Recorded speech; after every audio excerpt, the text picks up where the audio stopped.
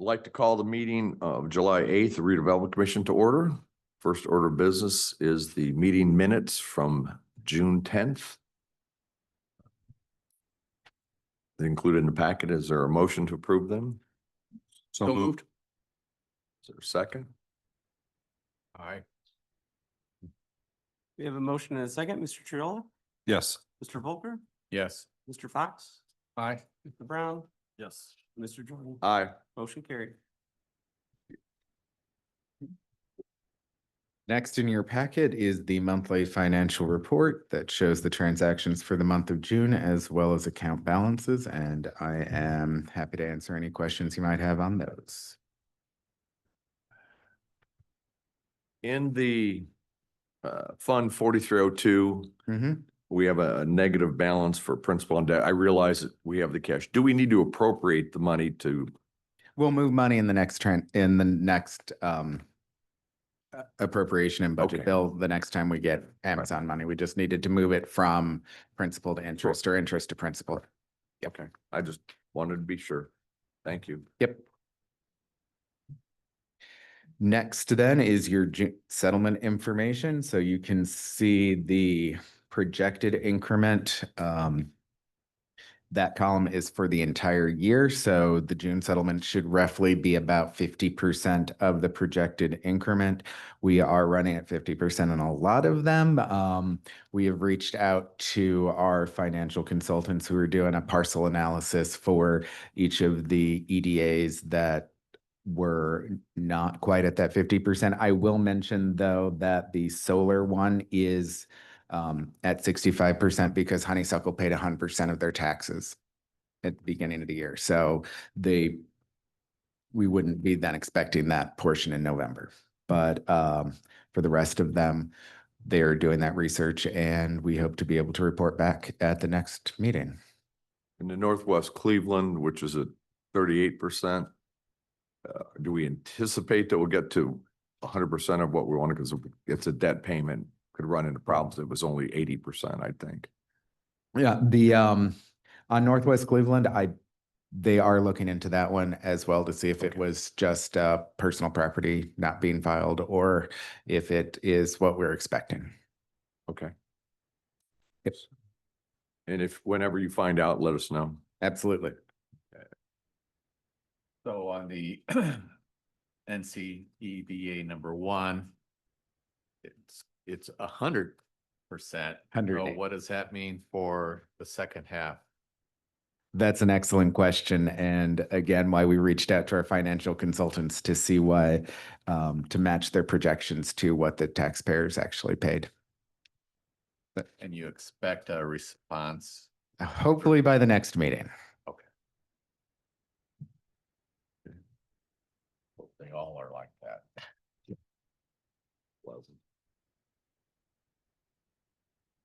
Any other questions for Mr. Fotia? Thank you. Thank you. Mr. Shalio, New Carlisle Economic Area. Yes, thank you. So the first item on your agenda is a professional service agreement with Lockmuller Group. This is for the Larison Road, State Road 2 Design and Inspection Project. This is Amendment 1 to that agreement. And this is a little different amendment than we've done perhaps in the past because it goes backwards versus forwards with cost, and I'll explain.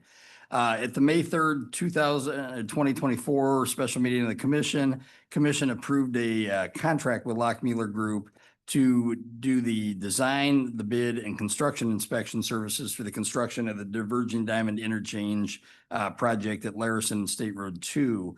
As we, and when I say we, that would be the county, Lockmuller Group, and NDOT, worked forward on the project. NDOT made the determination that it was going to take over the project in large part using the progressive design build model, kind of a new model that the state uses when it does project design.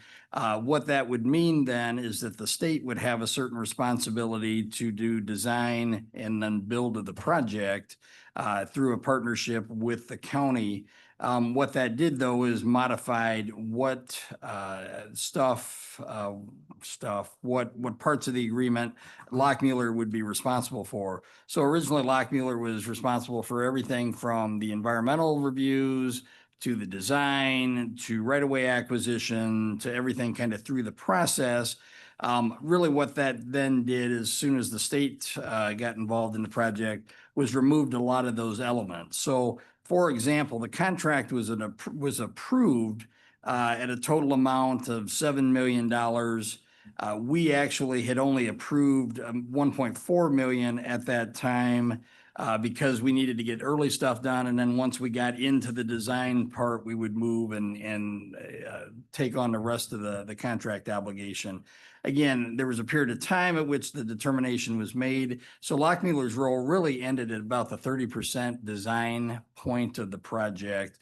They still have a number of other responsibilities. I've asked Jessica Clark with Lockmuir Group to kind of explain where they are in the project. This is a very big project, but I guess what I want to note at the end is this amendment then decreases that $7 million amount by an amount. So we go from taking 4.6 million out of the contract to a new contract amount of 3.1 million. So this is a reduction of the original contract, but yet an expansion of what we had previously approved. We had previously approved 1.4 million.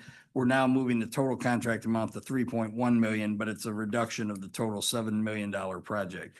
So I'd ask Jessica if she could kind of fill in some of the gaps and answer any questions about where we are in the project. Good morning, members of the commission. Jessica Clark with Lockmuir Group in offices at 112 Jefferson, South Bend, Indiana. As Bill explained, with the conversion of this project to the progressive design build part, the coordination between St. Joseph County, NDOT, and then ultimately Lockmuir was authorized to then perform through that 30% design as he mentioned, which has been submitted and completed. And since NDOT has moved on, secured a progressive design build team. But as a part of that, there were still certain aspects of services that NDOT wanted us to continue for consistency through the county's contract. And that included the right-of-way acquisition, utility coordination, some overall program project management throughout the construction process, because since the design build is basically that those design elements continue throughout. And so they wanted to, or requested that the county maintain the contract with Lockmuir just through that construction to maintain that consistency of those remaining services that aren't part of the responsibility of the design build team. And then the reductions in the scope and the costs reflect actual work performed on what was delivered on behalf of the county to NDOT, and then the remaining estimated work to finalize the environmental services, the right-of-way acquisition, utility coordination, and some program project management on behalf of the county. The construction inspection services were eliminated, and the remainder of the full design services were eliminated from the scope. Any questions for Ms. Clark? Thank you. I guess a summary question, and maybe you said this, Bill. So it was 7 million, it's now 3.8? Yes, that's correct. Yep. 3.1. 3.1, 3.1. 3.1, yes. And that's because of the things that we're not doing now. Correct, that are being pulled out of the Got agreement. it. Yep. Thank you. Is there a motion to approve the amendment number 1 to Lockmuir Group? Yes, so approved. Second. Further questions? No. Mr. Garrett? You have a motion and a second. Mr. Triola, Aye. Mr. Volkman, Yes. Mr. Fox, Aye. Mr. Brown. Yes. Mr. Jordan. Yes. Motion carries. The next item in your packet is a on-call service agreement for 2025 with Lawson Fisher Associates. Over the last several years, we've done on-call agreements with a couple of engineering firms to do a lot of small projects that come up kind of in the course of business. Over the last year in particular, we've had a lot of elements that are pretty much specific to the GM project or GM related projects. So NIPSCO service facility on the east side of Larison, subdivision plat of some property that we own and platting off the NIPSCO property, coordination with the ditch relocation and some property that needs to be transferred, coordination of some other property elements and things like that. A lot of small element projects that if we had to wait every month to come to the commission, would just kind of back up the system. In the development agreement, for the GM project, we do have a requirement to help and actually complete the plat, subdivision work, and any easement work necessary for the project. So, which was pretty much open-ended in the development agreement to get us to a point. So we've used these on-call agreements to help facilitate that. And generally, the on-call agreements have been capped at 75,000 per cycle. We've been working with Lawson Fisher to get an on-call agreement. We actually had started probably in February or March to get that so that we could get the first one of the year. But as we have continued to add projects to that, all of a sudden we saw that we were already at 55,000 for the year of on-call charges. Some of those were covered in the last agreement that finished up, that was approved in 2024. So we had some carryover of funds to be able to cover some of these. But as we look at this on-call agreement, it really kind of puts us in a place to get us through the end of the year, through the end of the subdivision plat with GM, through the property transfer, some other properties that have to be done to facilitate the water treatment plant and some other projects, to expand this on-call agreement, a new on-call agreement or on-call agreement number 5, to a one-time amount of 150,000. So basically just doubling the on-call agreement amount.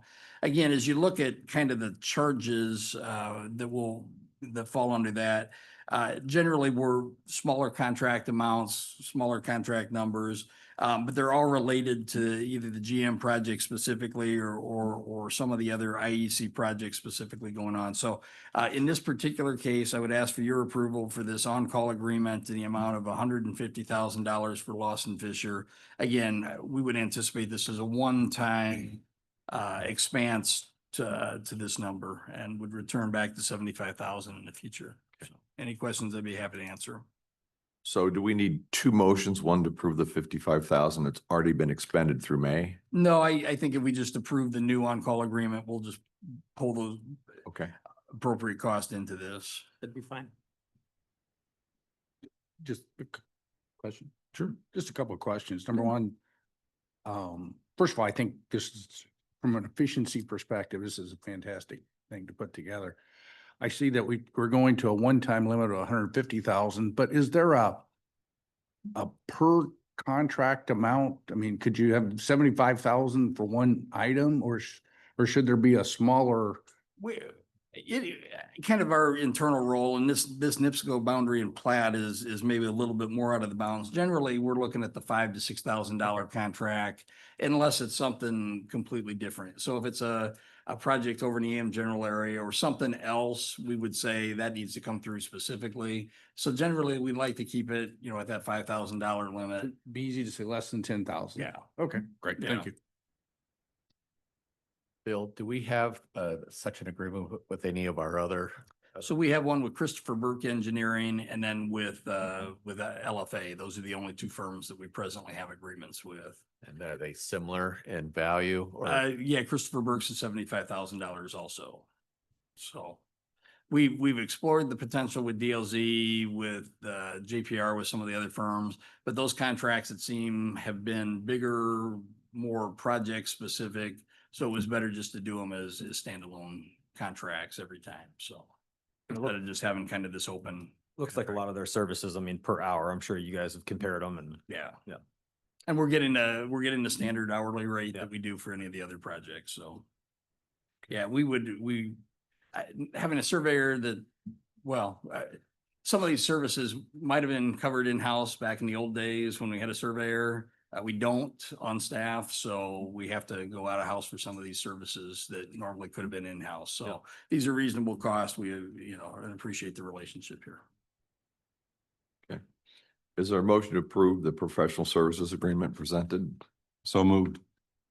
Second. We have a motion and a second. Mr. Triolo, Aye. Mr. Volker, Yes. Mr. Fox, Aye. Mr. Brown, Yes. Mr. Jordan. Aye. Motion carried. The next professional service agreement is a professional service agreement addendum 1 with Lawson Fisher and Associates. Again, this is an example of a little bigger project that requires a little different way of working through the project. The frontage road design project is a frontage road, and there's a picture in a packet. That basically will extend from Strawberry Road, and Strawberry is Larison south of State Road 2. So it will extend from Strawberry at the southern point of the new diverging diamond interchange west across the front of the AWS site to International Motors, or the Navistar Proving Grounds. This is a frontage road that'll be a public road, but principally used by those two agencies, AWS and International Motors. This is a road project that we've been designing in coordination with those other parties. But we've got some, now that we've kind of worked through the initial part of the project, we have some additional costs that need to be covered. There's a list of those additional elements that are needed as part of this addendum. And so what we'd ask for is for your approval to add these in. So this is an increased cost in this contract amount of $362,187. So to expand the contract to just over $1 million. I would note that as we continue to negotiate with AWS for our road development agreement, it is anticipated that this is a cost that ultimately could be and will be absorbed by AWS as a cost. So short term, it's a cost that we need to cover until we get that agreement covered. But that is the plan, that this, not only the design, but also the construction of this will be part of that agreement. And it's an agreement that we're in the process of negotiating. The contract gets a little bigger as the AWS campus continues to grow. So that's been part of the reason for not having that agreement completed to this point. So if there's any questions about this agreement, I'd be happy to answer them. Jared Huss with LFA is here in case there's any questions specific to the project. So you said it went from 300 and something, because it looks like it went from 6 to just over. Yeah, so the original contract value was 6,790,000. We're adding 362 to bring it up to a total 1 million, so. Maybe you said it and I missed it, but will we get, for these costs that we're incurring now, that AWS will ultimately be responsible for? Do we get reimbursed from that, or is that? That would be the plan, yes. Thank you. Yep. And that's very similar to how we did the design contracts for the water and sewer projects and things like that. So we're just kind of setting aside as a receivable that eventually we'll get paid back. Great, yeah, perfect. A question that I ask frequently, that we're paying DLZ 72,000 as a subcontractor for landscape architecture work. I would think if ever we could have gone out for a proposal, this would be it. So we actually did. Okay, And so we did a contract. We talked to a couple of different firms about doing a corridor design plan for the State Road 2 corridor from 2 and Timothy to 2 and Tulip, I believe. So then there is some sub work that will be part of this contract and is already part of the Larison contract from the interchange north to Edison that will then incorporate those design elements into this design. So this is the actual, the other was kind of the conceptual design. This is the actual hard design of the hard surface or the landscape surfaces in between the areas. so we have gotten Yep. quotes, all right. It's Yep. just important because again, it's not our money. And Yep. all right, thank you. Is there a motion to approve the professional service agreement presented here? So moved. Is there a second? Second. We have a motion and a second. Mr. Triola, Aye. Mr. Volker, Aye. Mr. Fox, Aye. Mr. Brown, Aye. Mr. Jordan. Aye. Motion carries. I had anticipated a fourth item. That fourth item did not make the agenda, so we will move down to the approval of agreements with American Electric Power. There are 5 documents in your packet. I'll talk about the first 3 first, that are extremely important to move the Synergy Cells project forward. In your packet, there are 3 easement agreements for 3 separate pieces of property owned by the Redevelopment Commission. There's a map in the packet that shows where these properties are, but basically they're between Edison Road and Early Road and on the west side of Walnut. These are 2 large properties that the Redevelopment Commission owns. And then adjacent to the water treatment plant, there's a little triangle. Like if you're looking at the map, it's right where the green line makes a bend, a 90-degree bend. There's a little triangle piece of property. Those are the three properties that are specifically referenced in these easements. These easements are needed for the temporary power to extend power from the power line and from the transformer area to the Synergy Cell site or the GM Samsung site for a period of about 2 years. It may last a little longer, it may last a little shorter, but basically the easement needs to be put in so that they can run the temporary power as they're getting to a point where they can put in the permanent power line. So what we'd ask for is your approval for the temporary power line easements across the 3 redevelopment commission owned properties. If there's any questions, I would be happy to answer them. Again, there is a specific map in each of the packets to show you where those are specifically. Mr. Garrett, would we need individual motions on each easement? I would suggest individual. Okay, I assume so. Thank you. Questions? Okay, is there a motion to approve easement number IN 251022? Motion to approve? Is there a second? Second. Motion and a second, Mr. Triola, Aye. Mr. Volker, Aye. Mr. Fox, Aye. Mr. Brown, Aye. Mr. Jordan. Yes. Motion carries. Okay, is there a motion to approve easement number IN 251021? So moved. Or second? Second. Mr. Triola, Aye. Mr. Volker, Yes. Mr. Fox. Aye. Mr. Brown, Aye. Mr. Jordan. Yes. Motion carries. Third, is there a motion to approve easement number IN 251020? So moved. There's a second? Second. Mr. Triola, Aye. Mr. Volker, Aye. Mr. Fox, Aye. Mr. Brown, Aye. Mr. Jordan. Aye. Motion carries. And while temporary power is important, permanent power is the way to go if you want to make your project work. So before you are 2 right of entry documents. These are right of entries for 2 of the 3 parcels. The permanent power line will go from the railroad track area south along Walnut Road, across the front of our 2 redevelopment commission owned properties down into the Synergy Cell site. What these documents do will allow the permanent power team to go out and do some survey work. They need to do the Indiana bat study. They need to do some tree studies. They need to do some other survey work to make sure that the permanent power lines are where they need to be. We have done a lot of coordination with the temporary guys and the permanent guys, and you would think that they would all be on the same team, but they really aren't. It's been a complicated battle between the 2 groups. So what we're asking for is your approval of these 2 right of entries. Once they have done their study work, they will come back and ask for permanent easements for the permanent power line. And so we would anticipate that power would be installed sometime late 2026, early 27, with power being turned on late 27, early 28. So a lot of pre-work that has to be done to manage this, but this is the permanent solution for power to the site. So we'd ask for your approval for these 2 right of entry agreements, please. Again, Mr. Garrett, take these individually. Yes. Okay, thank you. So I assume they're above ground. Yes, yep, Okay. yeah.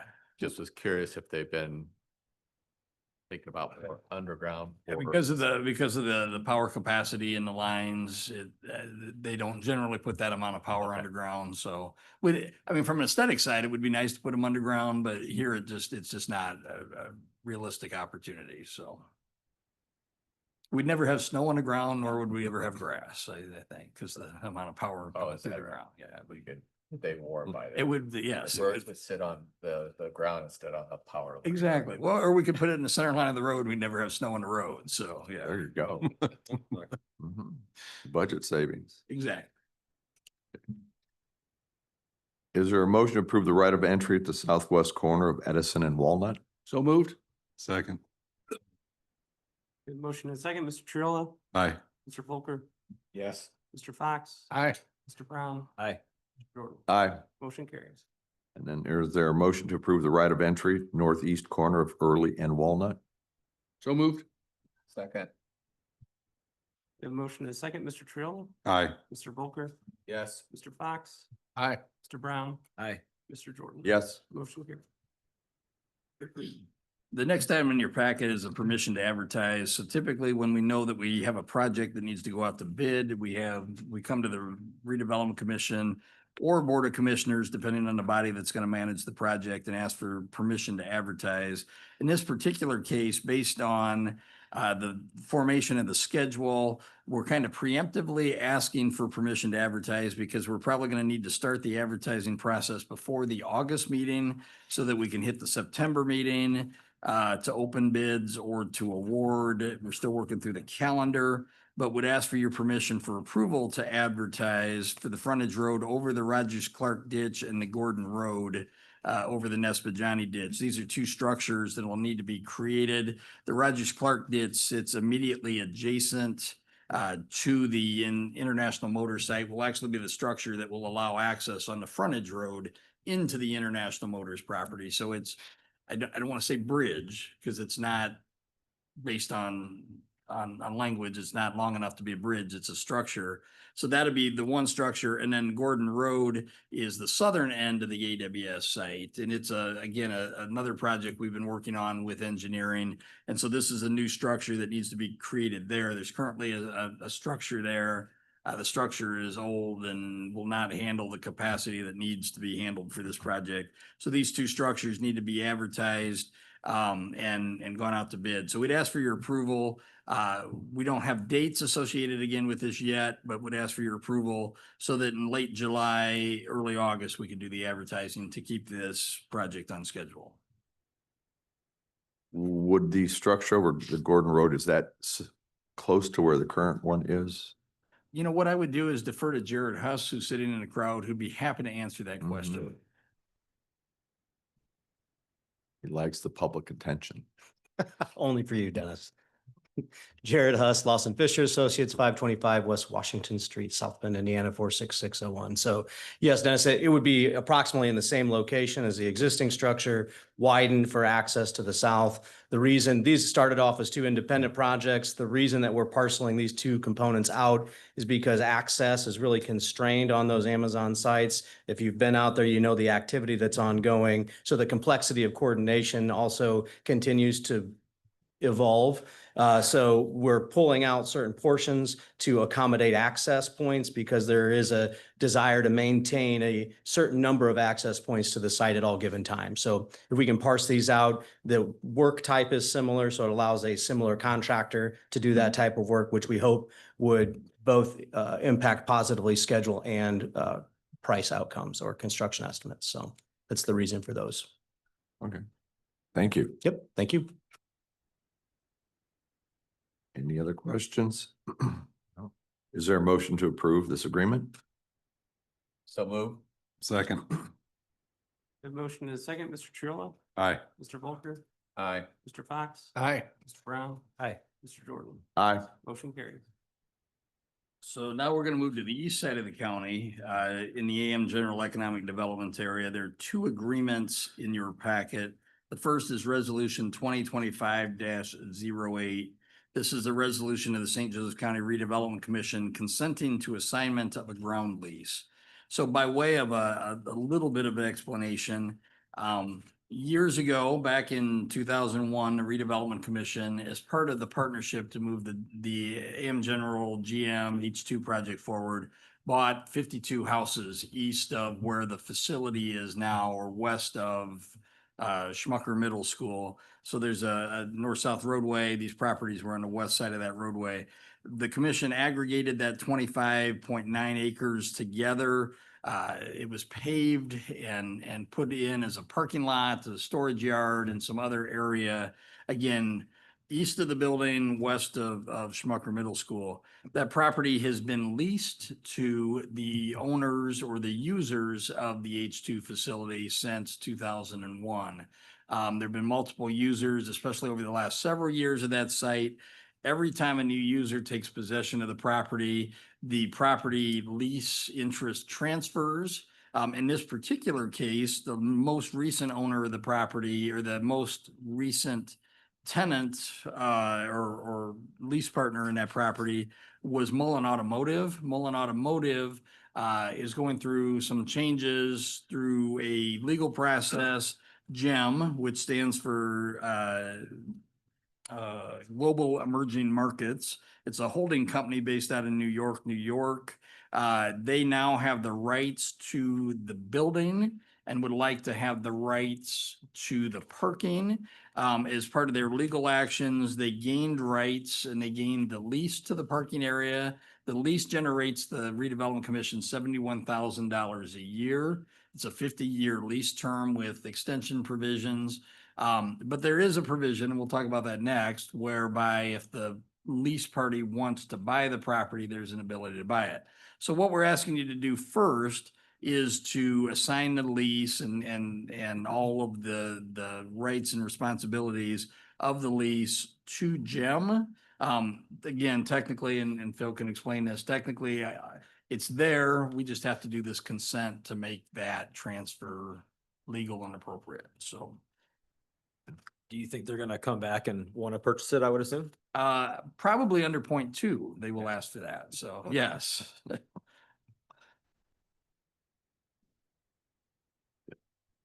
Anything, Mr. Garrett, to add? No, the ground lease requires the redevelopment commission's consent to the assignment, although it has already taken effect pursuant to court. Okay. Action. Somewhat perfunctory then. Yes, but still required under the letter of the contract. Okay. Right. Is there a motion to approve resolution 2025-08? So moved. Second. We have a motion and a second. Mr. Triola, Aye. Mr. Volker, Yes. Mr. Fox. Aye. Mr. Brown Aye. and Mr. Jordan. Aye. Motion carries. The next item in your packet is a letter from Christopher F. Brown. He's the director with GEM or Global Emerging Markets, asking to, under the terms of Article XXII of the contract or 22 of the contract documents, they'd like to exercise their option to purchase the property, the 25 acres from the redevelopment commission. By exercising their option, if you approve this, it puts into series of steps to do that. The first of that would then be an appraisal. Both parties have consented to a single appraiser to appraise the property. That'll be the next item on the agenda. But if you approve this, that then starts a clock to then sell the property. So it's a piece of property. It's been nice to have a yearly lease payment, but That's kind of why I was asking that question originally, because if you run the numbers, it's kind of nice to keep that as a, yeah. you know what I mean? I didn't know if we had to exercise that right, you know? Well, and I think that's the question. So GEM is a holding company. GEM has acquired the property. They are actively marketing the site to auto users, to adjacent property owners, to other users that would be a good fit for the property. The number one comment has been, we need the whole site together to make that work. Got it. So I think in this particular case, we've always known at some point this was probably going to happen. Yeah. But in this particular case, under the term, and I guess I'll just speak to it now, under the terms of the agreement, the property is appraised as bare ground, not as improved ground, because the improvements that were made by AM General or General Motors. So those improvements can't count. So it has to count just as the bare dirt under the concrete or asphalt. So it'll be interesting as we get it appraised to see what that value comes back in for a sale price. So I was gonna ask it, it's gonna be sold as is then? Yes. Okay. Yep. Is it zone only for parking or could there be a potential other? It is zoned industrial, so I Industrial. mean, it could have industrial use. They have the right of first refusal to purchase. So there are other parties that are interested in purchasing it that could cause detrimental harm to this building if another user purchased it from them and denied them the opportunity to have the parking.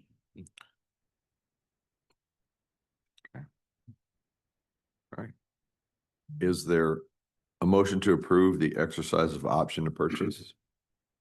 Don't move. Second. We have a motion and a second. Mr. Triola, Aye. Mr. Volker, Yes. Mr. Fox, Aye. Mr. Brown, Aye. and Mr. Jordan. Yes. Motion carries. So the next item on the agenda is a professional service proposal from Steve Santee.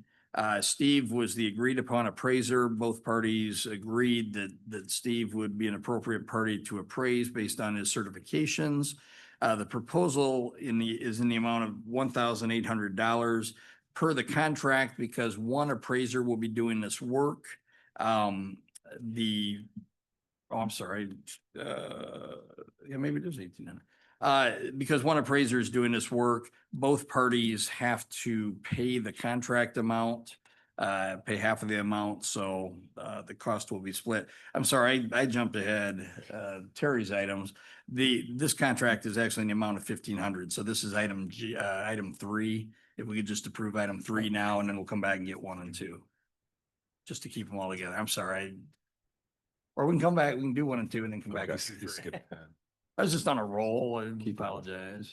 I'm happy to yield to Mr. Chalia. It's 3. Sweet. Hold on. Okay. Got it. Is there a motion to approve item 3, the professional service proposal? So moved. Second. We have a motion and a second. Mr. Triola, Aye. Mr. Volker, Aye. Mr. Box, Aye. Mr. Brown, Aye. Mr. Jordan. Aye. Motion carries.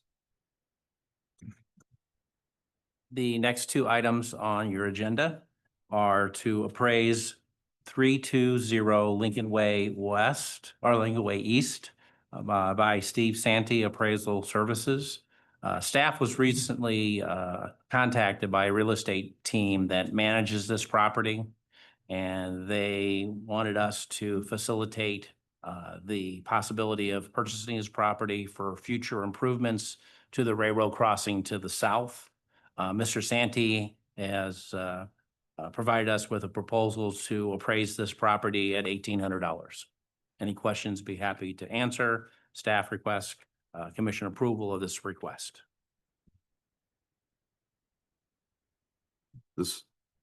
We spoke or we approved last meeting, a study of that area, correct? You state funds. Yeah, so MACOG received a rail crossing elimination grant to Correct. do a study at this intersection. We know that this is a property that likely will need to be acquired at some point. There is a willing seller who may or may not own the property east of this, that would like to have the road go through this property versus his property. So there's a very interested very opportune opportunity to get this appraised, so. It doesn't mean we're gonna move forward with it, but we just Correct. need to set a value. There are some options that the real estate team has presented, whether it's an option, whether it's an extended purchase, some things that could allow for us to cash flow a purchase if we so chose to move forward with this. Okay. All right, thank you. I apologize. It must be, so there's a $1,800 one and then there's a $2,000 one for the same. We have to get 2 separate independent appraisals That's when what- we and we typically buy chose- property. This is Got why it. this is weirdly different than the other one where we just have to get one. Got it. And your recommendation is the $1,800 one. Yes. Got it. I was just getting, got it now. Well, yeah, there's 2 appraisals. You have to do both. That have to. Yeah, I understand. Okay. So is there a motion to approve the professional service agreement with Stephen W. Santee Appraisal Services, Inc.? So move. Or second? Second. Okay, the next item. Wait. Oh, Yeah. I'm sorry. Mr. Triola, Aye. Mr. Volker, Yes. Mr. Box, Aye. Mr. Brown, Aye. Mr. Jordan. Yes. Motion carried. Well, I apologize for getting a little ahead of myself. And My next item do we is need for to the approve same. the appraisal services also?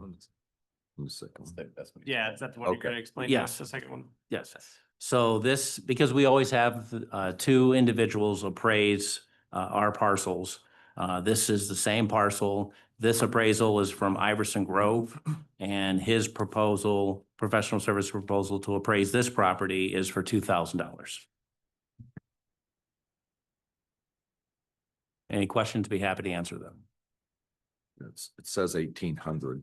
Mr. Santee was 1,800, Mr. Groves is 2,000. Totally confused. That's where I was at. I got confused as well. Okay. Okay. Too many appraisals. Just. We just have something from Santy and then something from appraisal services, both 1,800. So we're just going in order. So I was just confused. It's all right. So is there a motion to approve the professional service agreement with Iverson Grove? So move. Second. We have a motion and a second. Mr. Triolo, Aye. Mr. Polker, Yes. Mr. Fox, Aye. Brown, Aye. Mr. Jordan. Aye. Motion carries. And then the last thing in the packet today is under additional business. This is related to the Midwest Continental Divide Trail. I think if you saw the newspaper today, there was a really nice article about the Midwest Continental Divide Trail Committee and project and some upcoming meetings. This is a flyer related to those 4 meetings that are coming up next week. Just wanted to give you, because we're participating in this project, wanted to give you information about those. So you had the opportunity if you chose to attend. If you go to the county website and also the website here, there's a survey, online survey that you can take as they're gathering information about the project. So we just would like to get the word out, but again, as participants in this project, wanted to make you aware of this, so. And then it's not on the agenda, but just again, going to projects. At the park board's August meeting, they will open up bids for phase 1 of the Anderson Road County Park project. So that's a project that the redevelopment commission has been involved with.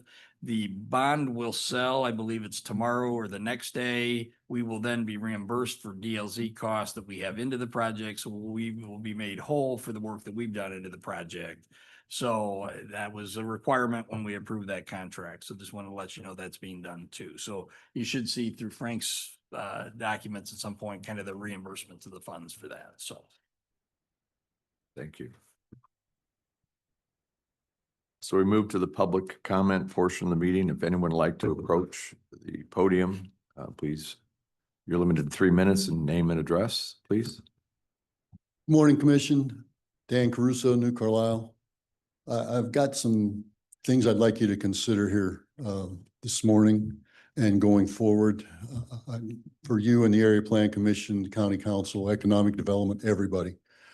I have spoken with several people with the county, some elected, some hired, who kind of verify that the amount of people coming in and out of the construction area there in the IEC every day is in the range of 4,000.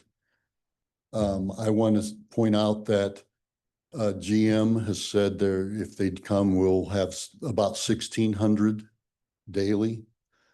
And Amazon is going to have about, right now they're saying 600 of these blue badge, which are the salaried full-time employees. That's 2,200 people. So that's less than the 4,000 daily, but that's over 3 shifts.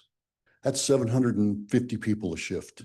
So at shift change time, there would be 1,500 people crossing paths, going different directions. My point is, I think this could save the state, save the county a lot of money. We don't need this diverging diamond. A dog bone like as at State Road 2 and 20 in Rolling Prairie is working fine. There's not going to be these 4,000 people coming in during daylight hours. It's going to be 750 people in the morning, 750 people in the afternoon, 750 people overnight. There's not going to be this great influx of people coming into the area.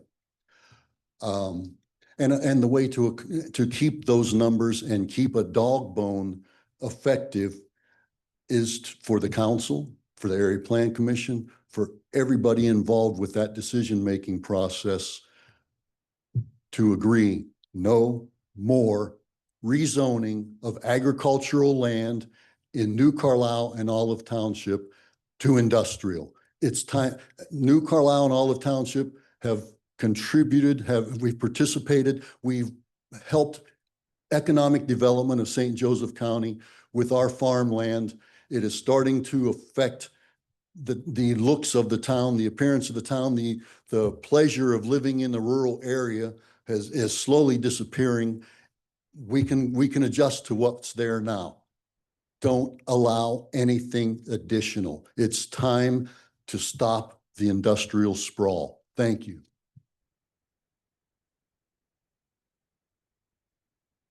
Is there anyone else in attendance who'd like to speak? No? Is anyone online wishing to speak to the commission? Yes, I would. Thanks. Hello? Please Yeah, I couldn't, the raise hand feature, couldn't find it. Steve Francis, Judy Lake Drive, Clay Township. Yeah, I wanted to speak to a couple things. Some of you, most of you, all of you, I hope, have read the New York Times article on the Amazon project, which documented a lot of the problems and congestion and issues that have been raised throughout. And wanted to focus a little bit on, in just that, it's difficult. Mr. Shallow is very good at taking calls, so this isn't a criticism of his work, but it is such a vast project and it started out smaller and now has grown to such enormous size that it will be the largest data center Amazon I think has ever built. And then in the middle of this area south of 2, which was never in the core development area, it was added later by there's so many different agencies and organizations, but the RDC supported it. It was known at the beginning that there was a huge problem with water in that area, a wetlands that needed to be protected, which is now at item. There's a big meeting about that. I was very disappointed in that article to hear, because I talked to the reporters, and to hear that Amazon dismisses that wetlands as somewhat inconsequential.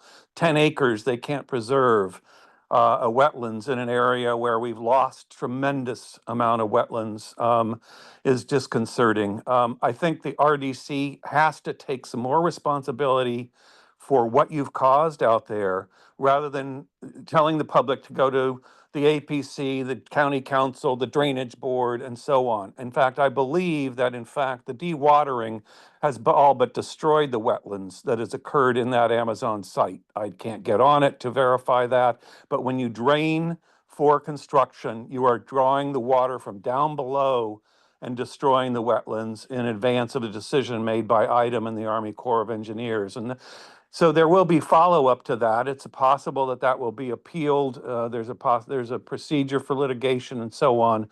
I just think that you all want to foist this upon the poor residents of New Carlisle, but then wipe your hands of the problems that it has caused, and you're continuing to do the same thing and expanding the TIFs and expanding the EDA. And we have another data center now popping up north of New Carlisle, which I think most people are saying, even the town of New Carlisle are saying, enough is enough. Thank you.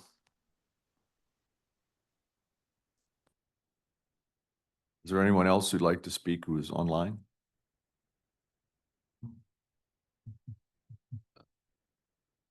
Okay. Is there a motion to adjourn? Don't move. Second. Motion and a second, Mr. Triola, Aye. Mr. Volker, Yes. Mr. Fox, Aye. Mr. Brown, Aye. and Mr. Jordan. Yes. We are adjourned. You. Go.